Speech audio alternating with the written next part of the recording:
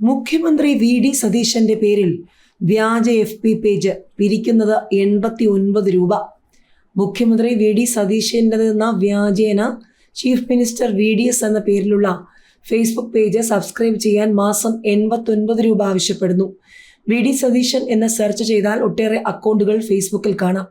ഇതിൽ ഒരു പേജാണ് സബ്സ്ക്രൈബ് ചെയ്യാൻ പണം ആവശ്യപ്പെടുന്നത്. ഈ പേജിന് ഏകദേശം 5,89,000 ഫോളോവേഴ്സ് ഉണ്ട്. ഇതിൽ എത്ര പേർ പണം നൽകി സബ്സ്ക്രൈബ് ചെയ്തെന്ന വിവരം പേജിൽ ഹൈഡ് ചെയ്തിരിക്കുകയാണ്.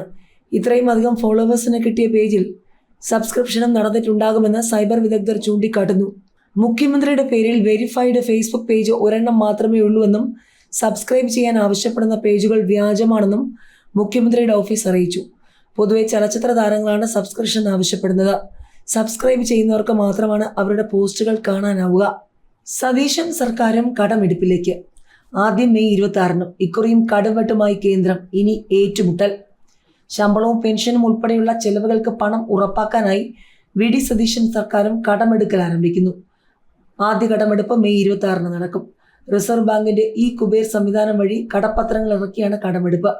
അതേസമയം ഇത്തവണയും കേരളത്തിന്റെ കടമെടുപ്പ് പരിധിയിൽ കേന്ദ്ര സർക്കാർ കടംവെട്ട് നടത്തിയിട്ടുണ്ട്. നേരത്തെ ഇതേ കാരണത്തിന് LDF സർക്കാരും കേന്ദ്രവും നിയമപ്പോരിലേക്ക് ഉൾപ്പെടെ കടന്നിരുന്നു. വി.ഡി. സതീശൻ സർക്കാരും കേന്ദ്രവുമായി ഏറ്റുമുട്ടൽ ഉണ്ടാകുമെന്നാണ് ഇപ്പോൾ കേരളത്തിന്റെ ഉറ്റുനോട്ടം. പുതിയ സർക്കാർ അധികാരത്തിലേറുന്നതിന് മുൻപ് തന്നെ മെയ് 12-ന് കേരളം 2,800 കോടി രൂപ കടമെടുത്തിരുന്നു. 7 വർഷത്തെ തിരിച്ചടവ് കാലാവധിയിൽ 400 കോടി രൂപയും 11 വർഷ കാലാവധിയിൽ 1000 കോടി രൂപയും 16 വർഷ കാലാവധിയിൽ 1,400 കോടി രൂപയുമാണ് അന്ന് സമാഹരിച്ചത്. ഇതോടെ നടപ്പ് സാമ്പത്തിക വർഷത്തെ പൊതുക്കടം 4,600 കോടി രൂപയായി വർദ്ധിക്കും. ഏതായാലും കേന്ദ്രത്തിന്റെ കൃത്യമായ സാമ്പത്തിക നടപടികൾ ഉണ്ടായാൽ വലിയ ചോദ്യങ്ങൾ സംസ്ഥാന സർക്കാരിനുണ്ടാകും. ജനപ്രിയ തിരഞ്ഞെടുപ്പ് വാഗ്ദാനങ്ങൾ നടപ്പാക്കാൻ വി.ഡി. സതീശൻ സർക്കാരിന് തിരിച്ചടിയാകും. പെൻഷൻ 3,000 രൂപയായി വർദ്ധിപ്പിക്കുമെന്നാണ് UDF പ്രഖ്യാപനം. ഇത് നടപ്പിലാക്കാൻ പ്രതിമാസം 1,680 കോടി രൂപ വേണ്ടിവരുമെന്നാണ് കണക്ക്.